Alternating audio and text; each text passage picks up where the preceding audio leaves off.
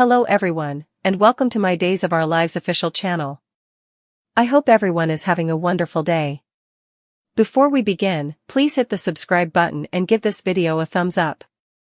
How will Eric leave Salem? Will he get his priesthood restored? Days of Our Lives and rumors pose the question as to how Eric Brady will leave Salem. Nicole Walker DeMara's Eric has life-changing news. Zucker lately revealed in an interview, there's no future for Eric. Days of Our Lives Eric Brady lately used E.J. DeMara's legal backing. Eric lately used E.J. DeMara's backing in a publication divorce from Sloan Peterson in an unanticipated twist. Although at least 2 or 3 others besides Sloan know Eric is really Jude Brady's birth father, Eric isn't one of them. E.J. himself, Melinda Trask, and Stephen DeMara all know the verity, and Stephen's using it against E.J. One would suppose, or at least hope, that Eric would know the verity before he leaves, and that Nicole would ahead she leaves. So, what could Eric's life-changing news be that he has for Nicole? Will Stephen make good on his trouble to E.J., or will Eric advertise he's had his priesthood restored?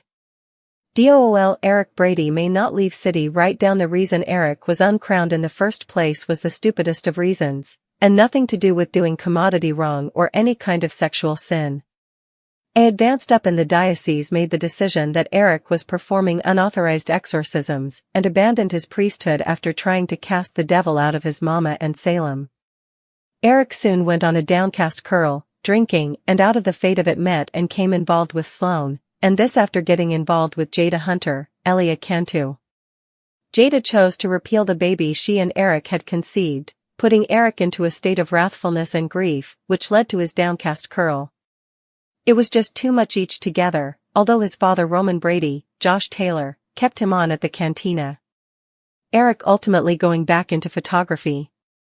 Days of Our Lives spoilers, restoration of priesthood would be a good reason for no Eric. Restoration of Eric's priesthood would be a good reason for Eric and Nicole not to reunite and leave Salem together. Indeed, if by that time, the baby's secret will probably come out.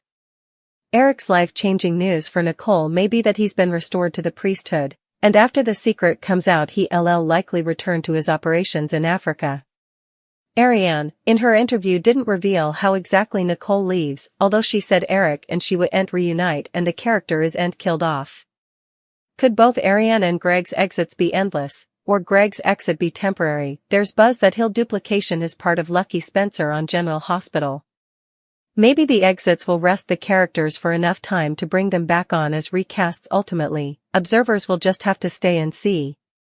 Course to prepare for a major return, and set up an exit we've all been waiting for. I didn't see Kristen being put into the CEO president and EJ getting put back as the DA when the Pens returned. That happened presto. Also Kristen faded, which was a bit disappointing. But I suppose EJ was put in there back before the strike, so they wanted him back to fulfill his original purpose. And I am guessing that's him being forced by Stephen to get her out of captivity, which should be passing coming week. Or at the veritably least, we'll eventually be seeing Gabby again coming week. So we've got everything in position for Gabby's freedom and the verity about Jude's father coming out. Though I see and imagine Stephen revealing it out of vindictiveness if EJ gives him exactly what he wants. My conjecture? Leo will eventually figure it out and, on this new path of being a better person, decide to tell Nicole and Eric. Also, what's passing with Melinda now? She was kind of written into a corner where her only influence for staying out of trouble with Rafe was being the DA. Now she's got nothing. False alarm. Johnny Chanel. Lonnie Galette's days. EJ's cheerful detonation in on Paulina's party regaled me, before he strong fortified Paulina into firing Melinda and giving him his job back, and I am happy we got to celebrate Juneteenth and Paulina and Abe's anniversary. But was that it for Lonnie and Eli? We got a many scenes as they pop in for a surprise visit. It's indeed less instigative, because Lonnie's talk with Chanel was, I suppose, for aught. Coming week spoilers have them getting news that could change everything, so I am enough sure all this exit drama really was just a red herring. Abigail, is that you? Days riddle woman. Perhaps Abigail leverages herself and looks back in an empty room. Okay, Abigail, or not Abigail, has eventually been observed. At least the reverse of her. On course footage. Now let's get to her deliverance, and into this is she or is ain't she story. With that said, I do ain't know how suckers will reply, however, if she turns out to be a fake. Well, I kind of do. There may be a rebellion after teasing a character's return, especially with someone who a lot of folks do ain't suppose should have failed at all. But Annalyn McCord did promise lots of twists and turns, so whatever we suppose we know, it's set to append effects. I also love that Julie is involved in the hunt for Abigail, and I especially liked her soliloquy to Chad about being in peril. Julie isn't and has no way been a shrinking violet. Hell, in the first occasion of the show, she was arrested for stealing. So calm down, Chad, she can handle herself, and I am thrilled she's taking an active part in Commodity, besides that time capsule. Goodbye Harris, take two. They rebelting up this busting Clyde out of captivity thing enough hot and readily. Justin's confident he can get Steve off and the others aren't involved. Over and done. I guess that's Commodity the pens didn't want held over everyone's head. Steve Burton, Tamara Braun, Days of Our Lives, set NBC Workrooms Burbank 09/28/23, copyright XJ Johnson, /tpastudios.com, 310-657-9661 occasion, #14827u.s. Airdate 4/03/24 as Forco conspirator Ava. The Friday thriller was not my favorite. Judging by Monday's spoilers, this is Harris' final farewell, so I am not sure how important query there's there. Plus, away from the fact that I do and suppose numerous folks ever warmed up to him, it's not going to have a ton of impact since he's been substantially MIA for a while now.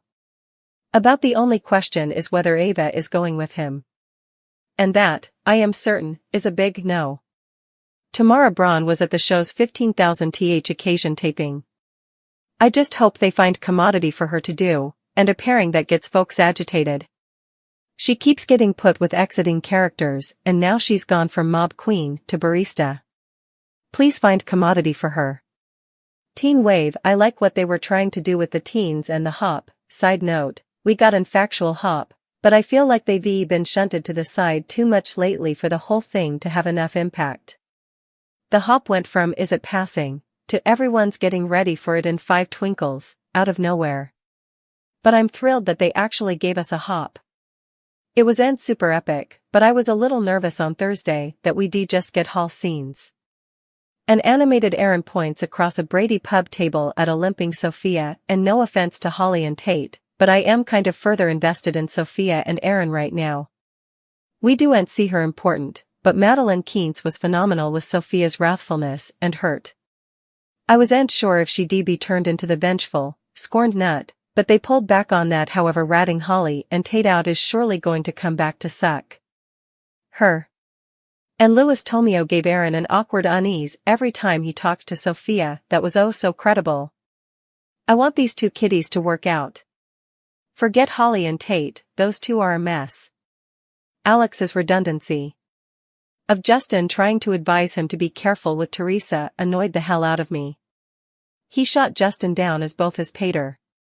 And also a man who's been through a ton and is a lot wiser than him.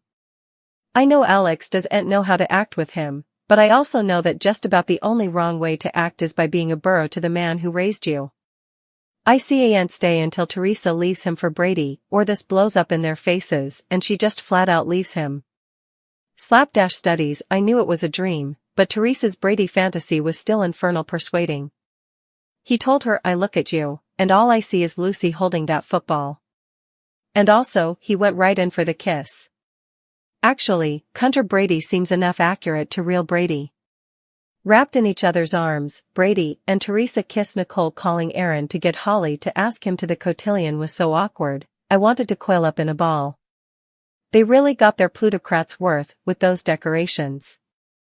Hop hallway, spa, Salem in room. I am not abhorring Stefan's vicious confidence.